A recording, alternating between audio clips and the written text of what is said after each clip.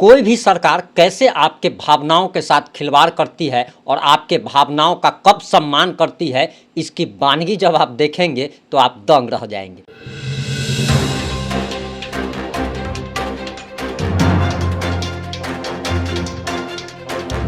नमस्कार, मैं प्रिंस कुमार सिंह और आप देख रहे हैं पॉजिटिव इंडिया।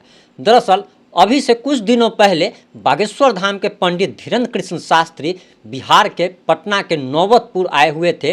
तरेत पाली मठ में उनका 5 दिनों तक का कार्यक्रम आयोजित हुआ था और इस दौरान उनका बिहार सरकार के मंत्रियों ने, नेताओं ने और खासकर आरजेडी से जुड़े नेता और मंत्री विधायकों ने उनका काफ़ी विरोध किया था और उनको एयरपोर्ट पर ही घेर लेने की धमकी दी गई थी और फलाना ठिकाना टाइप की उनको बहुत ज़्यादा धमकी दी गई थी। यहाँ तक कि ये कहा गया था कि दरअसल वे हिंदू और मुस्लिम को लड़ाने के लिए आ रहे हैं। लेकिन धीरेन्द्र कृष्ण शास्त्री से जब ये पूछा गया था तो उन्होंने कहा था कि हम यहाँ सिर्फ और सिर्फ हिंदू और हिंदू करने आए हैं।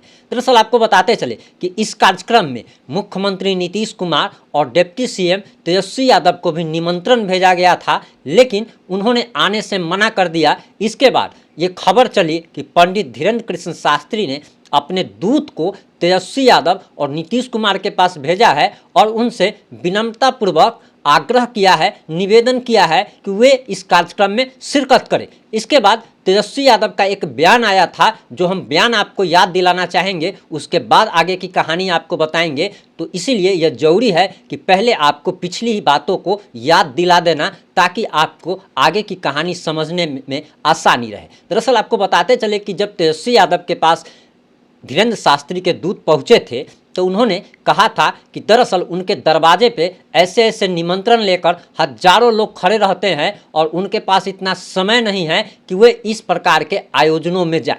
उस समय तेजस्वी यादव की काफ़ी खिंचाई भी हुई थी, क्योंकि रमज़ान के मौके पर जो मुसलमानों का एक पर्व होता है जिसमें वो लोग रोज़ा रखते हैं, उसमें रमज़ान के पर्व में ये लोग इफ्तार पार्टी कर रहे थे। इसके लिए इनकी काफ़ी खिंचाई हुई थी। हालांकि अब जो तस्वीरें निकल के सामने आई है उसे जान करके आप और ज़्यादा हैरान रह जाएंगे और आप बिहार के मुख्यमंत्री नीतीश कुमार और डिप्टी सीएम तेजस्वी यादव को लानत भेजेंगे। दरअसल एक स्क्रीनशॉट अभी आपके स्क्रीन पे चल रही होगी जिसमें तेजस्वी यादव बिहार के डिप्टी सीएम लिखते हैं कि हज 2023 यात्रियों की रवानगी के पूर्व हज भवन में आयोजित दुआया मजलिस में शिरकत कर हज यात्रियों का इस्तकबाल किया एवं अपनी शुभकामनाएं दी। इसी के साथ तेजस्वी यादव की टोपी लगा करके, जो टोपी मुसलमान लगाते हैं, जो नमाज पढ़ने जाते हैं, जो टोपी लगाते हैं, धार्मिक टोपी आप इसको कह सकते हैं, तो वो लगा करके सभी के साथ फ़ोटो खिंचवा रहे हैं। वहीं अब आप दूसरी स्क्रीनशॉट आप देख लीजिए जो अभी आपकी स्क्रीन पे चल रही होगी। ये सीएम बिहार नीतीश कुमार का ये पोस्ट है और ये लिख रहे हैं कि आज हज भवन पटना में हज यात्रियों की रवानगी के मौके पर दुआइया मजलिस में शिरकत कर सभी हाजरीनों को संबोधित किया। यानी कि हम ये सारी चीज़ें आपको इसलिए हमने दिखाई और पुरानी बातें आपको इसलिए याद दिलाई कि अगर आप एकजुट नहीं हैं, आपका वोट बैंक अगर एकजुट नहीं है, तो नेता कैसे आपके भावनाओं का सम्मान करते हैं और कैसे आपके भावनाओं के साथ खिलवाड़ करते हैं। ये इस बात से आपको समझ में आ गई होगी कि जिस नीतीश कुमार और तेजस्वी यादव ने हिंदुओं की भावना के साथ खिलवाड़ किया था, हिंदुओं के कथावाचक के निमंत्रण को अस्वीकार कर दिया था और यहाँ तक कह दिया था कि ऐसे ऐसे सिर्फ ये तिरस्कार किया गया था साफ साफ और कहा गया था कि ऐसे ऐसे निमंत्रण लेकर उनके दरवाजे पर हजारों लोग खड़े रहते हैं। यानी कि किसी प्रकार की कोई वैल्यू धीरेन्द्र कृष्ण शास्त्री को, हिंदुओं की भावना को नहीं दिया गया था।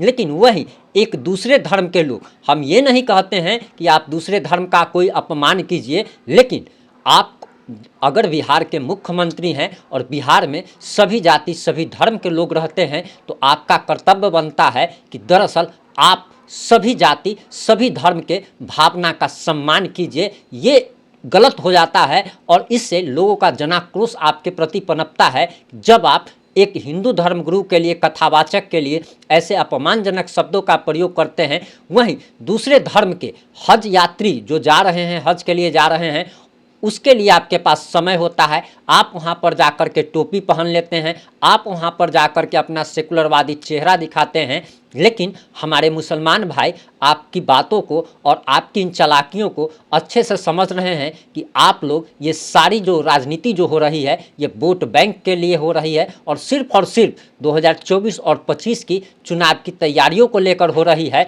और ये इसीलिए हो रही है कि पिछले विधानसभा चुनाव को याद कीजिए, जब असदुद्दीन ओवैसी की पार्टी के 5 विधायक जीते थे। असदुद्दीन ओवैसी ने किसी प्रकार का कोई काम नहीं किया था, किसी प्रकार का कोई डेवलपमेंट बिहार में नहीं किया था। बिहार के बहुत सारे लोग उसका नाम तक नहीं जानते थे, लेकिन इसके बावजूद उसके पार्टी के 5 विधायक 5 लोग चुनाव जीतते हैं और बिहार विधानसभा के सदस्य बन जाते हैं।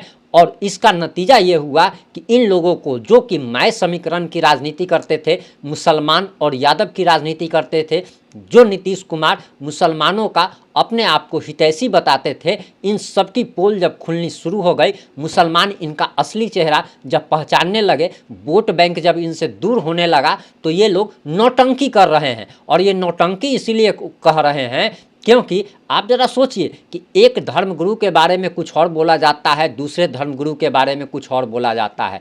यही स्थिति पप्पू यादव की हो चुकी है और पप्पू यादव वाली स्थिति बिहार के माननीय मुख्यमंत्री नीतीश कुमार और माननीय उप मुख्यमंत्री तेजस्वी यादव की भविष्य में होने जाने वाली है। और ऐसा हम इसीलिए कह रहे हैं क्योंकि पप्पू यादव भी इसी प्रकार का बयान देते थे।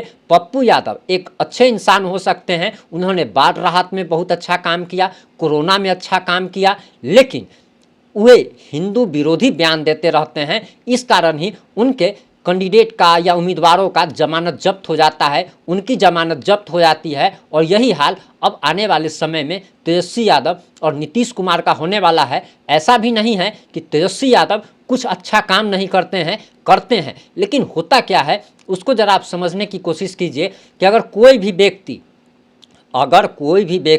अगर आपके नज़रों से उतर जाता है, अगर कोई भी व्यक्ति आपके नज़रों से अगर उतर जाता है, तो वो लाख अच्छा काम करे, उसकी अच्छी सी अच्छी बात भी आपको खराब लगती है। और ये खराब लगने का बहुत सारा कारण है, सिर्फ हिंदू विरोधी बयान देना नहीं, बल्कि मनीष कश्यप पर जिस तरीके से कार्रवाई हुई, भ्रष्टाचारियों पर जिस तरीके को छोड़ा जा रहा है और गुंडागर्दी बिहार में बढ़ती चली जा रही है, जिस कारण बिहार की जनता के नज़रों में मुख्यमंत्री नीतीश कुमार और उप मुख्यमंत्री तेजस्वी यादव अब इतने ज़्यादा नीचे गिर चुके हैं कि ये अब कोई अच्छा काम भी अगर करेंगे तो लोग इनको शाबाशी देने के बजाय गाली देने का काम करते हैं। और इस मुद्दे पर आपकी क्या राय है? क्या आपको नहीं लगता कि मुख्यमंत्री और उप मुख्यमंत्री दरअसल एक धर्म की भावना के साथ खिलवाड़ करते हैं और दरअसल ये इनकी दोहरी नीति है कि एक धर्म के कथावाचक का या धर्मगुरु का जहां अपमान करते हैं, वहीं दूसरे धर्मगुरु के लिए